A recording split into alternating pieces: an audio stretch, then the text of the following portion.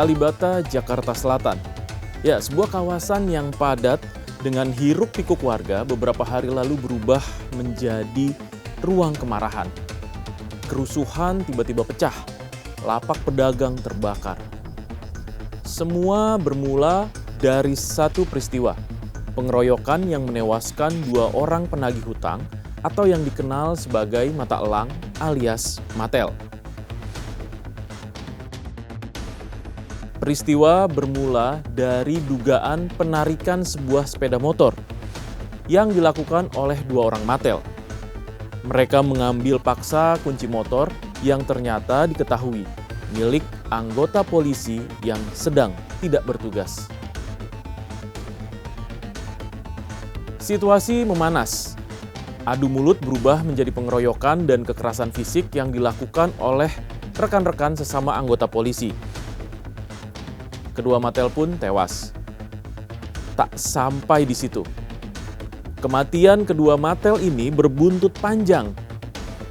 Disinyalir rekan-rekannya berusaha untuk membalas dendam. Malamnya mereka menyerbu lokasi kejadian dan menyasar pedagang serta membakar lapak-lapak dagangan mereka hingga kericuhan pun pecah. Ya, ada paradoks dalam peristiwa ini. Bagaimana konflik hutang piutang bisa sejauh ini? Mengapa anggota polisi justru ikut terlibat? Dan mengapa para Matel ini bisa berlaku seenaknya?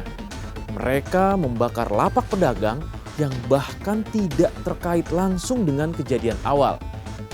Ya, saya Andri Susanto dan ini dia Point of View Sindo News.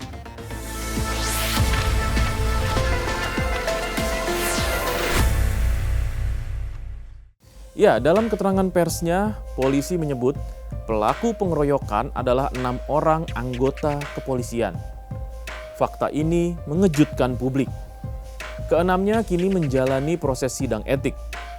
Meski hasil penyelidikan sudah dilakukan secara transparan, tapi yang penting untuk dicatat, aparat yang semestinya menjadi penegak hukum kini menjadi terduga pelaku kekerasan.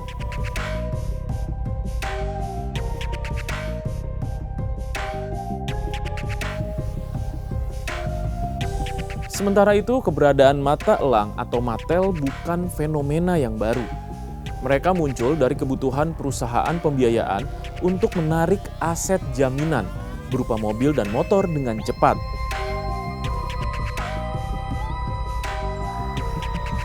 Dalam praktiknya, oknum penagih ini bekerja agresif, menarik paksa kendaraan di jalan, merampas STNK, atau menagih di luar jam kerja, yang pada akhirnya menimbulkan keresahan publik.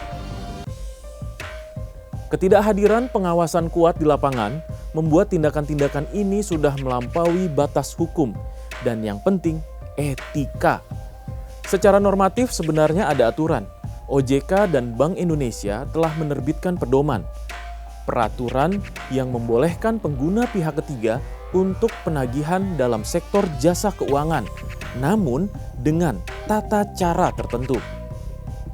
POJK terbaru dan peraturan BI mengatur kondisi penarikan jaminan serta mewajibkan bukti kuasa dan identitas penagih.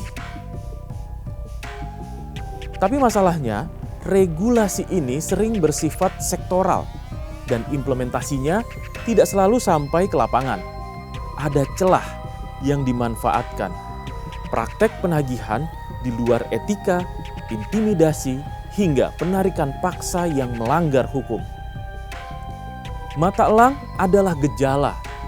Mereka lahir dan hadir karena adanya persoalan ekonomi dan sistem kredit yang salah.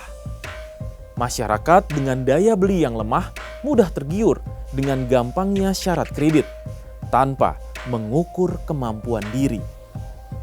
Ekonomi yang menekan, penegakan hukum yang sering absen di level bawah membuat kekerasan jalanan mengambil alih. Regulasi perlu diperbaharui, sementara penegakan hukum pun harus dikoreksi. Sindo News berpendapat, pertama, proses pidana dan etik terhadap anggota polisi harus transparan dan dipercepat. tidak ada ruang untuk impunitas. Kedua, identifikasi pelaku pembakaran dan ganti rugi pedagang harus diprioritaskan. Korban ekonomi butuh pemulihan cepat. Ketiga, pengetatan aturan pelaksanaan penagihan. Wajib surat kuasa, identitas, larangan tarik paksa di tempat umum, dan waktu penagihan yang jelas, serta sanksi yang tegas untuk perusahaan pembiayaan yang memakai penagih ilegal. Dan yang keempat, ini sering dilupakan, edukasi publik soal hak konsumen dan jalur pengaduan resmi. Supaya pada akhirnya konflik tak berujung pada main hakim sendiri. Ya, tanpa itu Kalibata tidak akan menjadi peristiwa yang menutup buku. Ia akan menjadi presiden yang juga mengancam kota-kota lain.